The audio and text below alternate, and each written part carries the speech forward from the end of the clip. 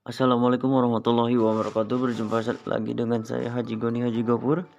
Kita sekarang di Asbun official ya. Jadi asal bunyi aja. Oke, sekarang kita akan melakukan tutorial penggantian LCD dengan metode yang sangat-sangat rapih dan presisi ya. Kebetulan di sini saya sudah kedatangan Redmi Xiaomi S2 dengan kendala touchscreen-nya agak ngaco-ngaco dikit ya. Jadi si usernya udah punya LCD-nya sendiri, jadi dia minta dipasangin.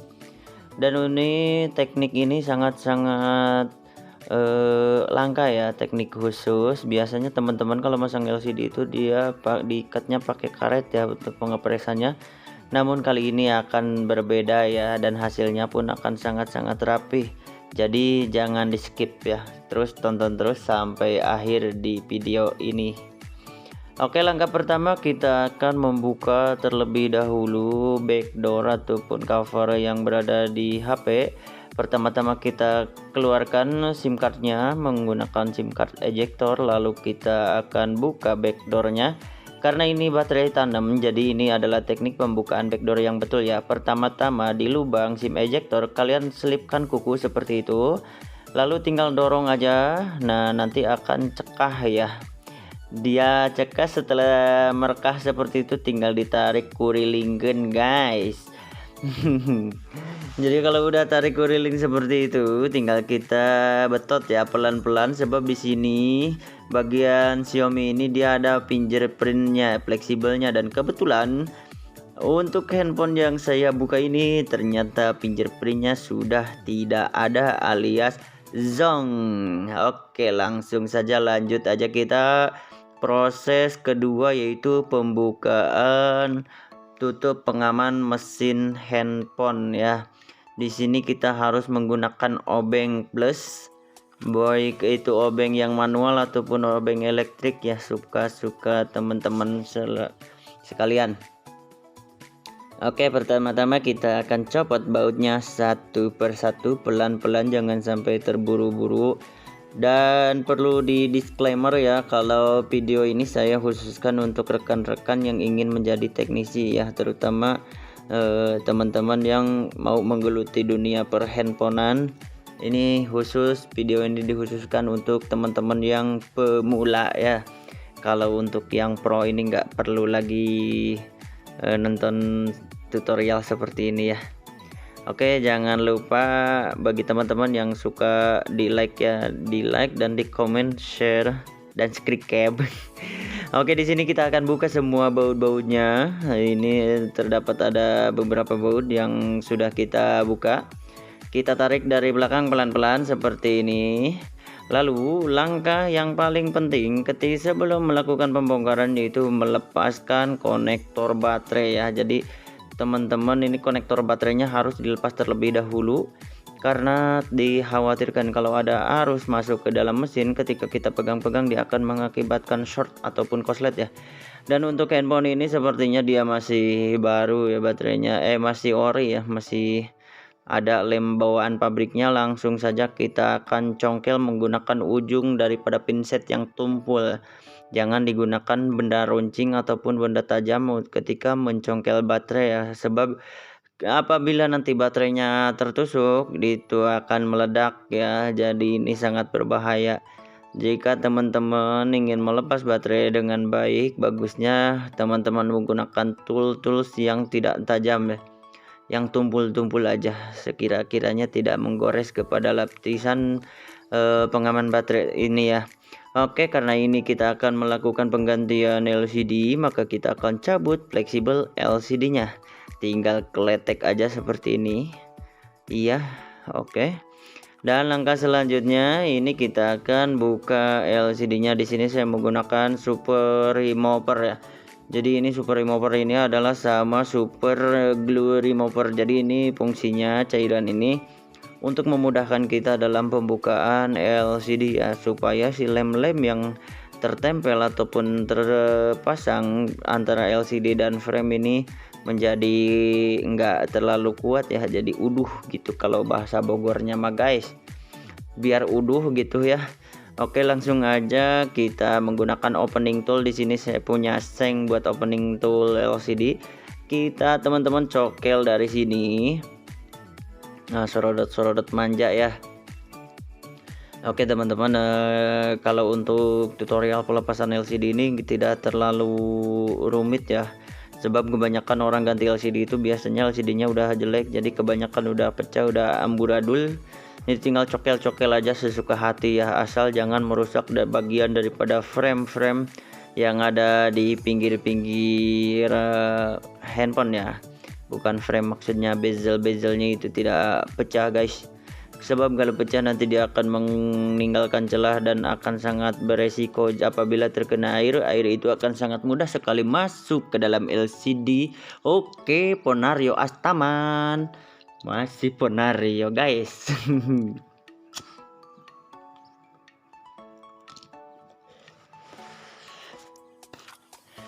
Sambil teman-teman menyimak, jangan lupa sambil ngopi sambil ngudut ya guys. Jadi biar enggak terlalu jenuh lah. Oke, di sini kita akan segera melakukan penyebotan LCD ini. Saya buka pelan-pelan ya, sebab ini terlalu beresiko dan terlalu berbahaya karena saya butuh LCD-nya ini masih bagus tampilannya, jadi bisa kita belah, bisa kita manfaatkan. Jadi mudah-mudahan LCD-nya proses pembukaan ini tidak terlalu sulit dan tidak pecah ya. Oke, ini videonya akan saya skip soalnya proses pembukaannya ini harus hati-hati dan harus kondusif ya.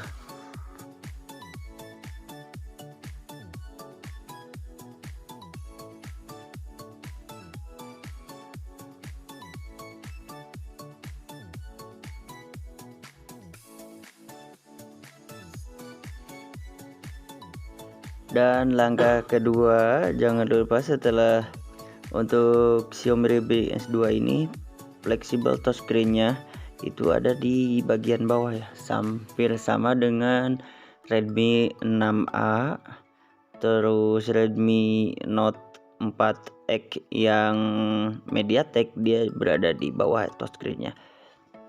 Jadi ini kita buka dulu fleksibel touchscreen ya dengan cara membuka PCB charger.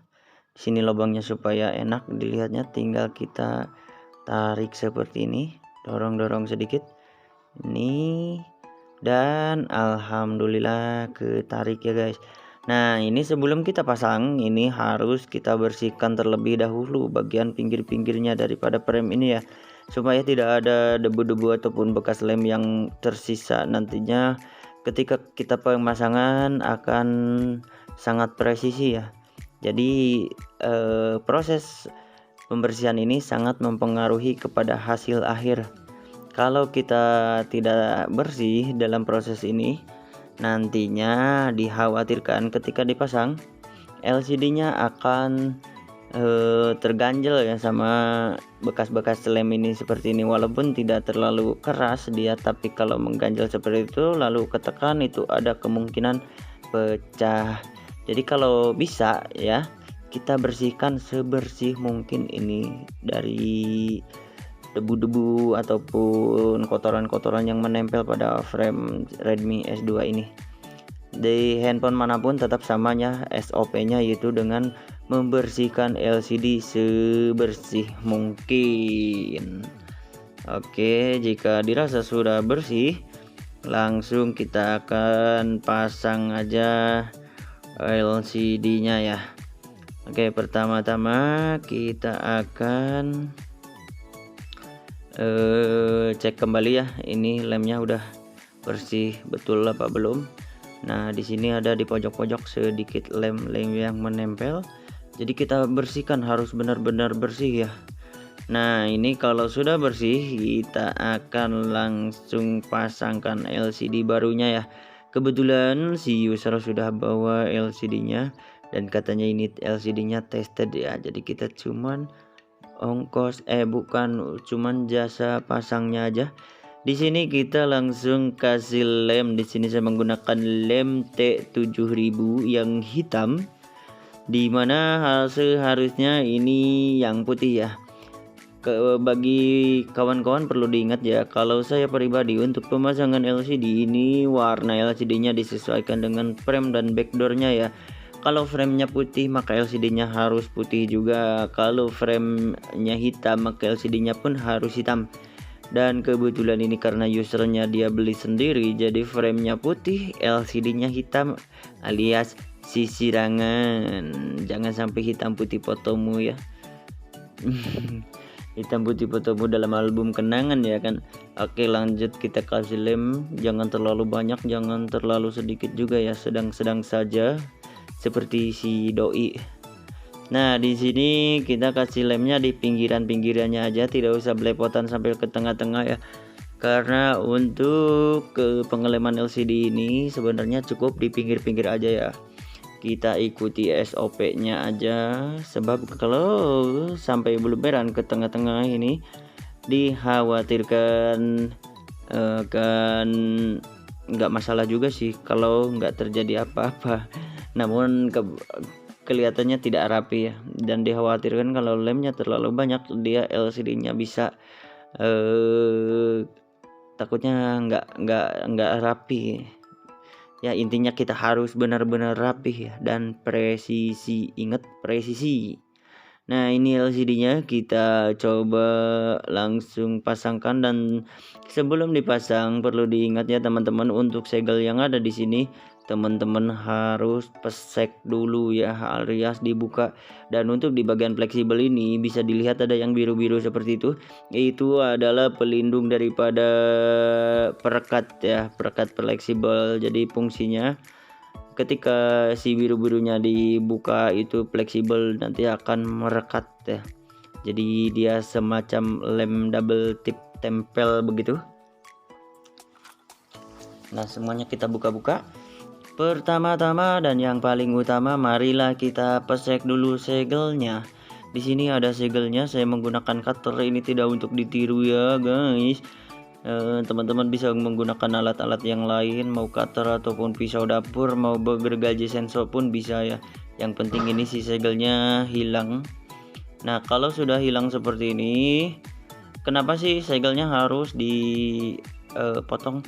Karena biasanya segel ini mengganjel kepada frame, jadi kelihatannya agak nggak terlalu bagus lah.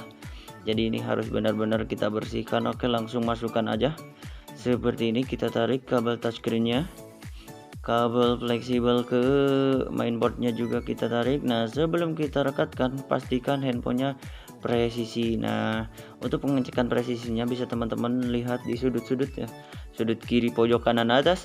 Nah, kalau sudah pas, sudah rata, tinggal kita pasangkan part yang lainnya seperti yang tadi ya. Nah, di sini ada PCB charger ataupun subboardnya, dan untuk touchscreen-nya kita tempelkan juga fleksibelnya ke PCB charger tersebut. Nah, diperiksa lagi ini kabel antena, jangan sampai lupa dipasang kembali ya. Kebanyakan kalau kita buru-buru itu sering lupa, walaupun hal sepele kabel seperti ini, tapi kalau tidak disambung nanti sinyalnya akan lup-lup ya, alias entot embol. Oke, seperti itu. Langsung kita buka terlebih dahulu pelindung daripada perekat fleksibel LCD ini. Tarik. Nah, jangan dulu direkatkan ke dudukan ya, tapi tempelkan dulu seperti ini, truk. Nah, baru ditekan di ujung supaya tujuannya tekukannya dapat. Jadi kalau tekukannya dapat, fleksibelnya nggak melendung ya. Oke, kita pasang kembali. Di sini buzzernya kita pasang menggunakan baut-baut yang tadi kita lepas, tempelkan kembali ya. Oke, dan pastikan bautnya terisi semua, jangan sampai ada yang tertinggal. Sebab baut itu aset sangat berharga bagi handphone. Kalau tanpa baut, handphonenya nanti akan rakacak dan hararese dipakai. Gararojla guys. Oke, di sini kita pasangkan baut terakhir kita. Dan perlu kalian ingat, untuk pemasangan LCD ini sebenarnya ada beberapa metode tergantung teman-teman ya. Cuman di sini saya menggunakan metode seperti ini. Oke, untuk lemnya bisa teman-teman mau dilem di baterainya ataupun pakai tempel pakai double tip juga boleh. Di sini saya menggunakan lem karena saya tidak memiliki double tip ya. Oke, langsung saja tempel seperti ini. Nah, jika dirasa sudah presisi, tinggal tempel lagi tutup pengaman mesin deh.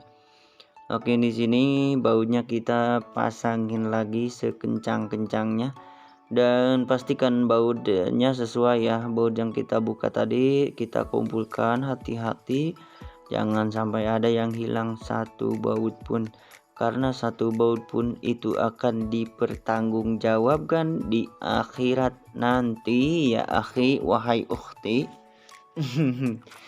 Oke, lanjut aja guys. Jadi perhatikan terus ya. Bagi teman-teman silakan kalau mau konsultasi, mau cek kerusakan handphone terutama di area Cikijing, Majalengka, Kuningan, Cirebon, Tasik, Garut, Ciamis, silakan datang aja ke kedai kami ya yang beralamatkan di Pasar Cikijing Blok C ya. Oke, ini bautnya sudah kita pasang semua, tinggal kita patenkan. Setelah dipatenkan, ini cara pemasangan backdoornya ya. Yang pertama-tama kita pastikan lagi kabel antenanya ini terpasang dengan baik, dan yang kedua langsung kita tempel seperti ini. Dan ingat, tombol volume nempel lebih dahulu ya, nempel terlebih dahulu. Oke, jika sudah tinggal kita. Nah, ini bagian yang paling penting ya. Ini bagian yang paling penting, jangan di skip, jangan dipercepat. Di sini saya menggunakan solasi ban ataupun solatip ya. Biasanya untuk teman-teman teknisi di luaran sana mereka menggunakan karet untuk pengepresan ataupun pengeringan daripada lem LCD. Namun di sini saya lebih suka menggunakan lakban karena lakban ini sangat fleksibel sekali dan gaya tekanannya tidak berubah-ubah ya. Kalau karet itu kan gayanya pegas, kadang kenceng, kadang tidak. Nah, jika sudah dirasa beres, tinggal kita tunggu bagian lemnya sampai kering. Oke, mungkin sampai sini saja tutorial dari saya kali ini. Terima kasih sudah mau menyempatkan menonton ya bagi teman-teman. Nah, ini handphonenya sudah menyala, tinggal kita tunggu sampai kering aja ya. Oke, jadi untuk teman-teman jangan lupa like, komen, dan subscribe ya. Jangan lupa di share juga. Terima kasih.